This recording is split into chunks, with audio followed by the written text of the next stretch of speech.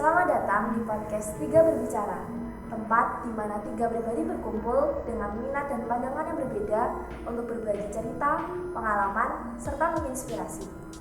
Saya, Dinda dari Padmanaba 80 bersama dengan saya, Taskia dari Padmanaba 79 mendatangkan narasumber Mbak Cherry dari Padmanaba 78. Bersiaplah untuk perjalanan penuh wawasan yang menginspirasi, menyenangkan, dan ceria ini.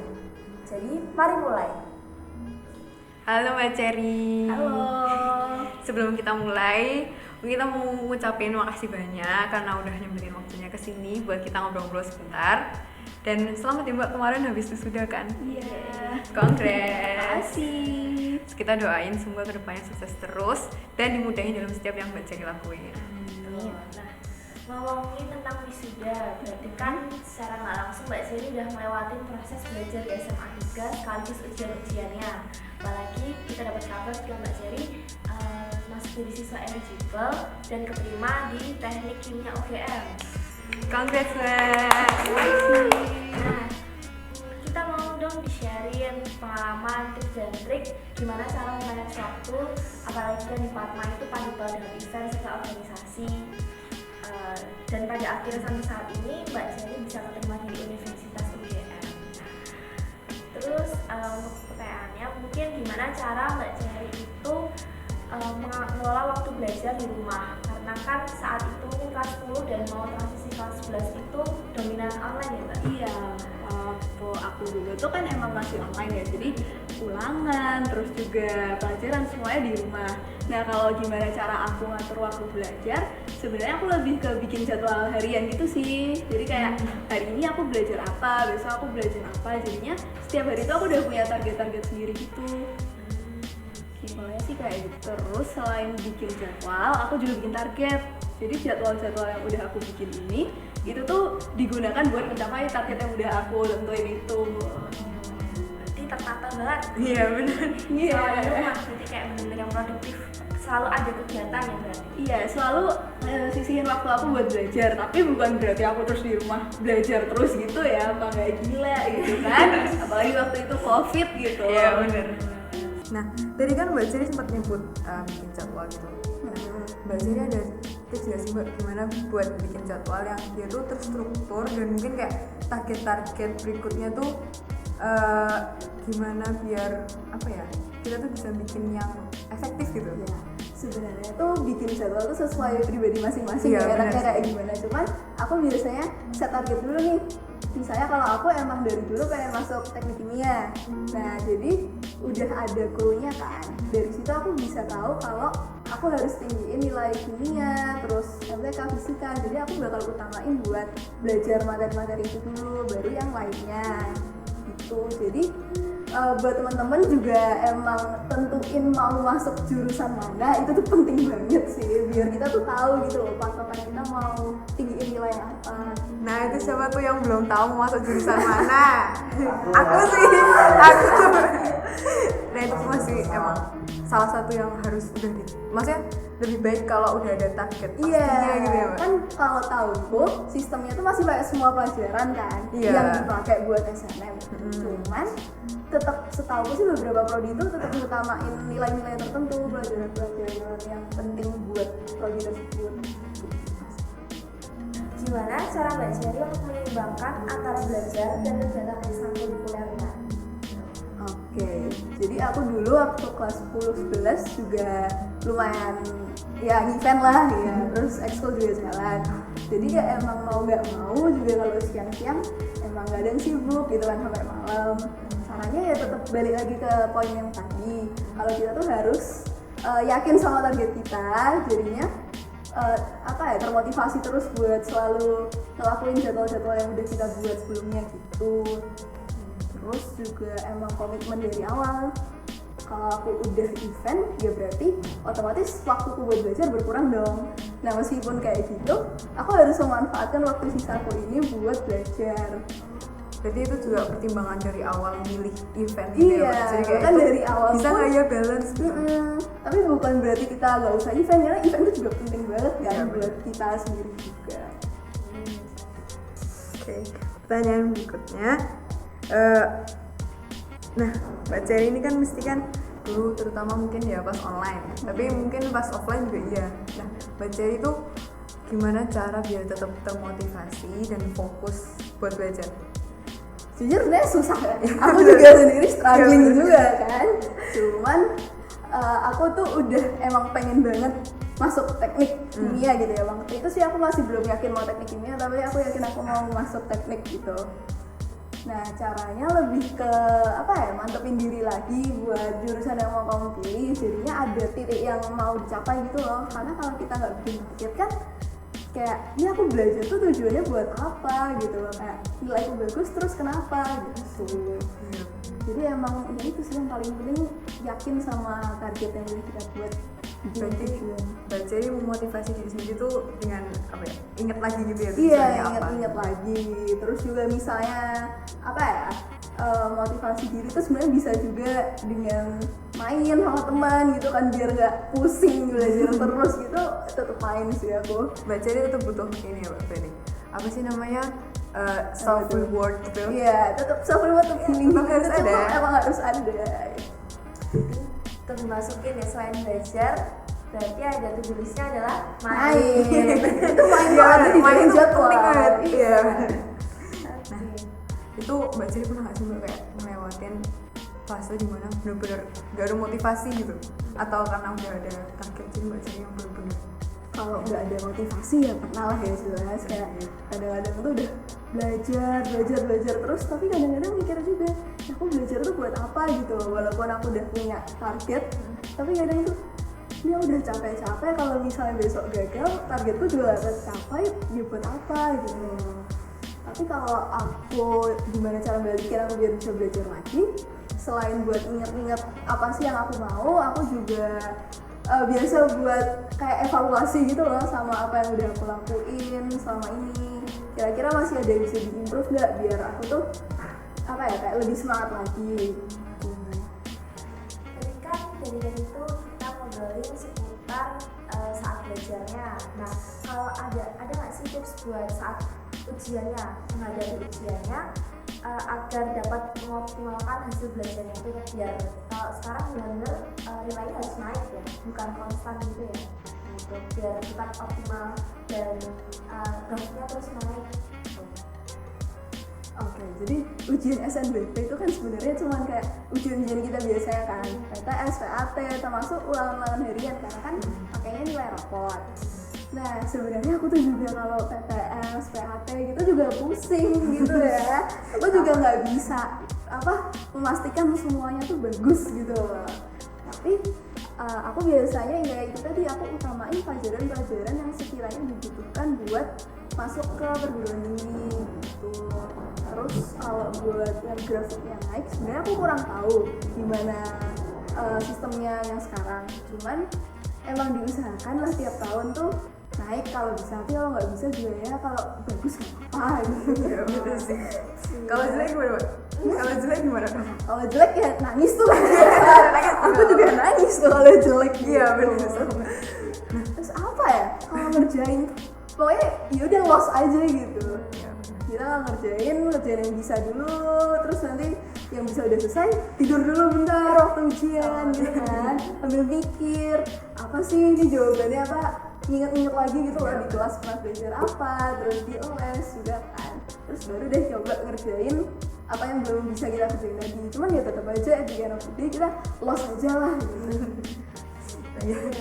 Tetap sama ya kebiasaan Iya, dengan sama, kita ya. iya. Siapa tahu kita besok juga masuk LGB1. Amin. Oh iya Mbak, itu kan Mbak kan masuk eligible, berarti kan itu mertimbangin semua nilainya Mbak? Iya, kalau di tahunku Iya. semua nilai, tapi kalau tahun-tahun kemarin sempet cuman beberapa pelajaran aja sih. Tapi berarti dulu Mbak Cherry kayak udah mertahanin hampir semuanya dong, bagus, walaupun mungkin fokus ke kimia dan fisika gitu. Sebenarnya sih enggak. Oh, Aku sebenarnya juga enggak. kaget gitu. Aku tuh awalnya kan pakai emang udah target kan buat ikut jalur undangan ini. Tapi tuh kalau dulu yang dibayar kan cuma 6 mapel. Apa ya? Kimia, matematika, fisika, B Indo, B Inggris, Biologi. nah biologi. Udah aku cuma fokus di situ, aku nggak pernah aku belajar PKN, belajar agama tuh kayak ngapain gitu kan. Terus waktu itu tuh gimana awal-awal semester pas 12 lah, jadi diumumin semua ngapel. Kalau kalian pernah tahu, waktu itu 78 nangis di koridor, bareng-bareng kita nangis. Kayak, kita semua udah berjuangin buat menang ngapel, kenapa tiba-tiba semua ngapel gitu. Itu juga waktu pengumuman kalau UTBK-nya yang kali ini yang SNBP itu pakai soal TPS doang gitu. Jadi kita nangis bareng-bareng. Jadi kalau aku dari dulu ya nggak semuanya bagus juga sebenarnya. Kita masih bisa. Nah, jadi masih bisa mengejar Pak. Dulu waktu Mbak itu apa namanya kan berarti agak kaget ya itu waktu perubahan sistem. Itu dulu Mbak Ceri terus langsung bangkit laginya gimana, atau Mbak Ceri juga sempat ikut nangis-nangis? Oh ikut down jelas. Iya jelas lah Jelas banget semuanya. kalau Mendala waktu itu nangis di depan kelas. Cuman kayak nangisnya bukan yang nangis banget gitu kan. Aku malu Bareng-bareng nangis, juga sih. tapi bareng-bareng jadi ya udahlah gitu. Terus ya itu kan masih awal-awal semester kan ya. Masih ada kesempatan buat PTS sama PAT. Jadi masih ada apa ya kesempatan buat aku naikin nilai-nilai yang lain. Itu sih. Jadi langsung fokus ke semester 5 gitu ya Mbak? Iya langsung mau semester 5 walaupun kayaknya semingguan setelah pengumuman tuh aku nangis terus. Dia tuh nggak bayangin sih. Berarti itu kan awal sebelumnya itu cuma fokusnya ke 6 mapel aja, dan akhirnya di semester 5 tuh fokusnya buat semua mapel. Itu benar itu untuk yang mapel lainnya tetap bertahan kan. Sementara itu kan kayak kita perlu fokus buat mapel lainnya, takutnya itu kan ada mapel yang awalnya udah kita fokusin jadi kayak tunggu gitu. Saat itu apakah pengen atau enggak? Kalau belajarnya mungkin jadi yang dulunya seminggu cuma belajar buat apel plus dikit gitu kan, plus yang pelajaran lain cuma kadang-kadang aja, ya jadi harus bisa ngeratain. Jadi porsi belajarnya mungkin emang berkurang, cuman ya mau nggak mau walaupun berkurang kita tetap harus belajar serius gitu ya, jadinya benar-benar harus dipadetin gitu loh. Nah, Mbak Ceri selain mungkin ini ya maksudnya disebut kayak kehilangan motivasi, terus juga selain perubahan sistem ini, Mbak Ceri sempat menghadapi hambatan yang mungkin sebelumnya Mbak Ceri gak ada gitu. Terus habis itu gimana? Terus Mbak Ceri menghadapinya? Hambatan apa ya? Sebenarnya paling karena sibuk ya di sekolah gitu. Oh iya kan. benar sih. Iya. Paling sibuk event, apalagi waktu itu kelas 11 semester 2 itu kan aku juga lumayan banyak tuh dari awal-awal ada DC terus berlanjut terus sampai akhir tuh ini lebih ke capek kali ya, aku udah capek terus habis itu waktuku banyak disita buat kegiatan-kegiatan yang lain.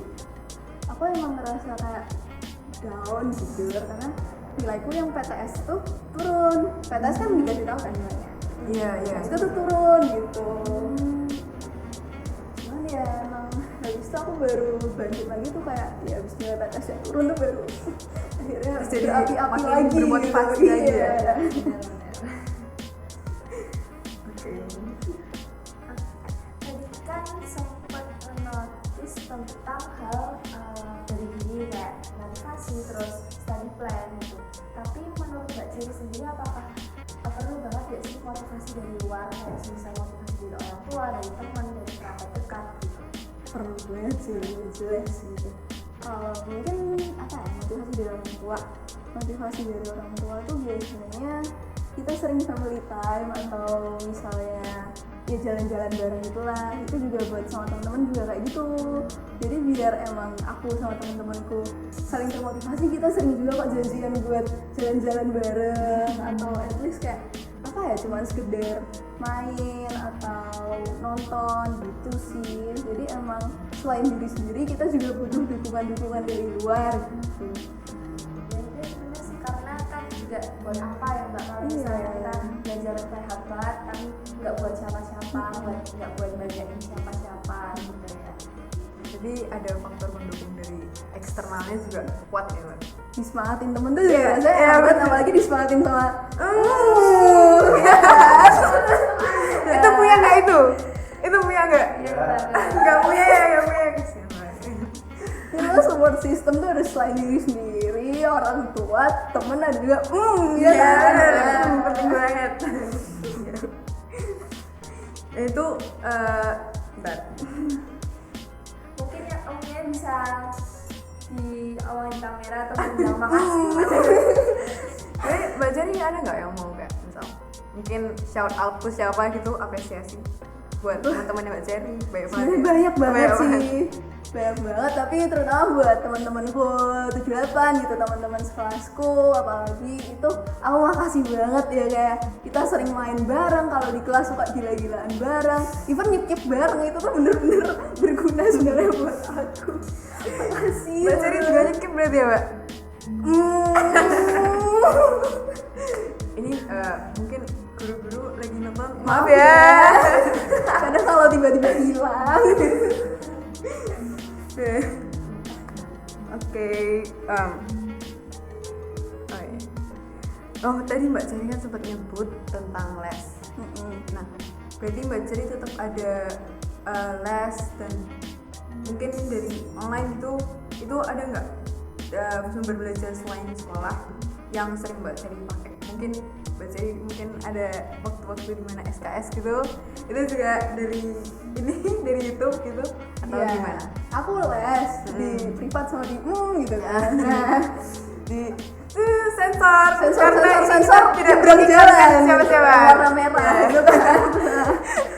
Terus apalagi ya selain les, kalau YouTube gitu sih aku jarang pakai sebenarnya, cuman itu dipakai kalau SKS gitu kan. Kalau aku udah ini materi apa, aku udah pusing banget, kayak jadi yang penting aku nonton dulu YouTube, aku tahu basicnya apa, terus besok ujiannya gimana ya udah pasrah aja nih, nyoba tahu lah, nyoba buat memahami basicnya aja sih.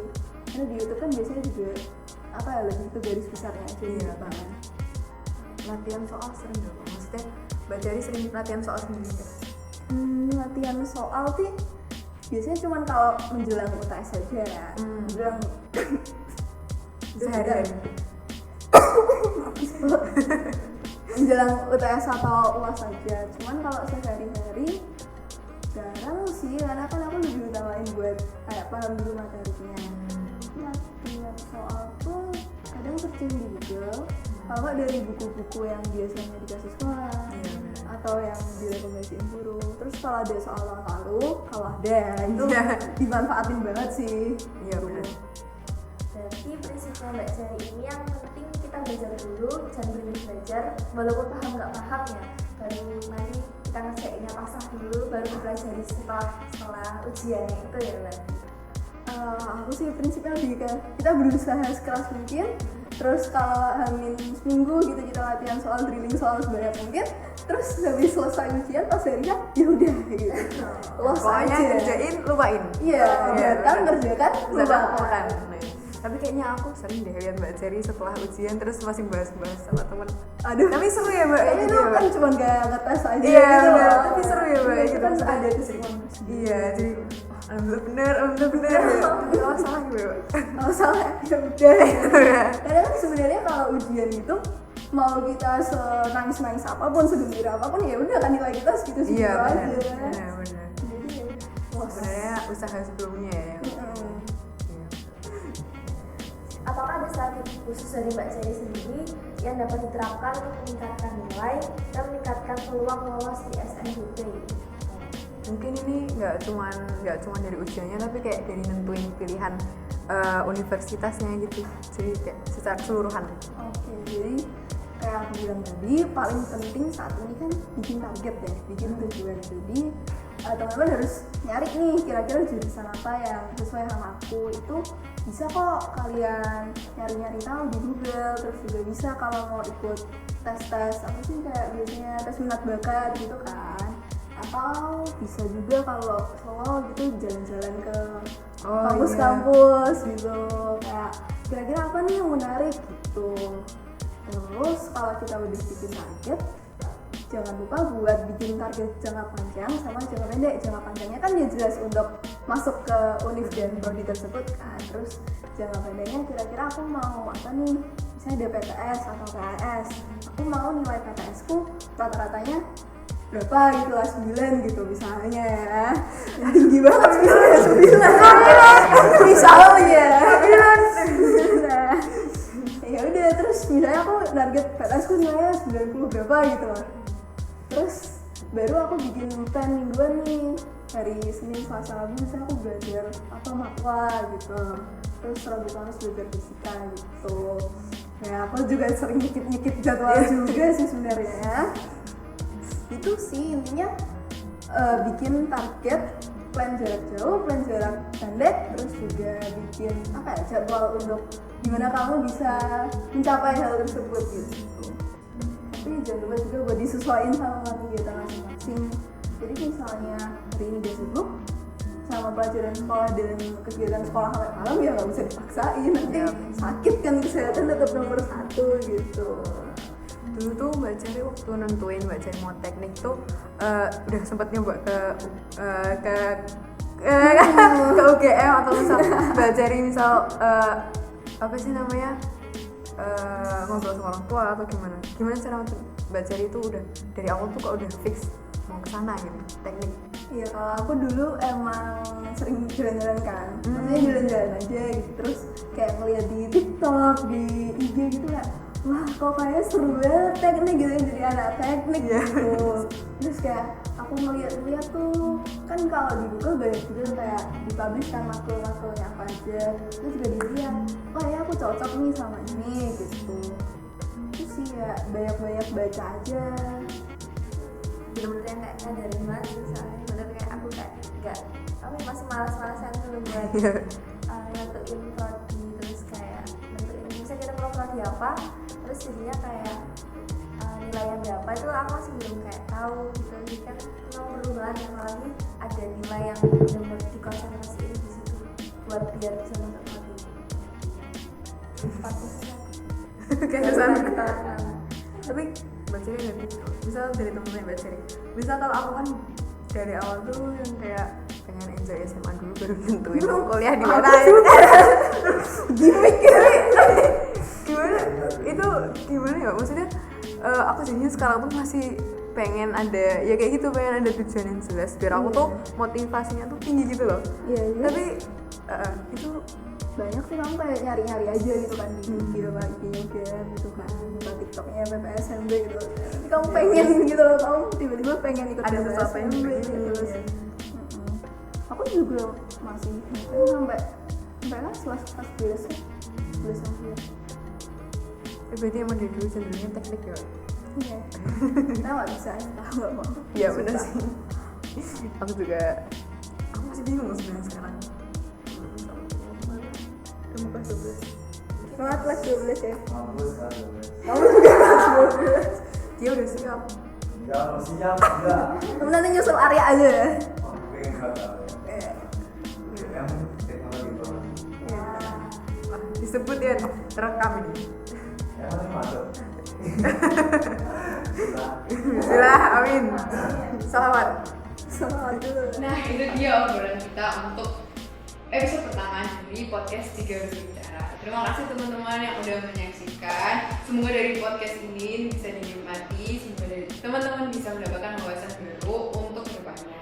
Nah, kalau misal teman-teman ada komentar atau pendapat atau mungkin ide untuk topik episode berikutnya, bisa komentar di bawah atau cek sosial media atau email yang udah ada di deskripsi. Sampai jumpa di episode berikutnya.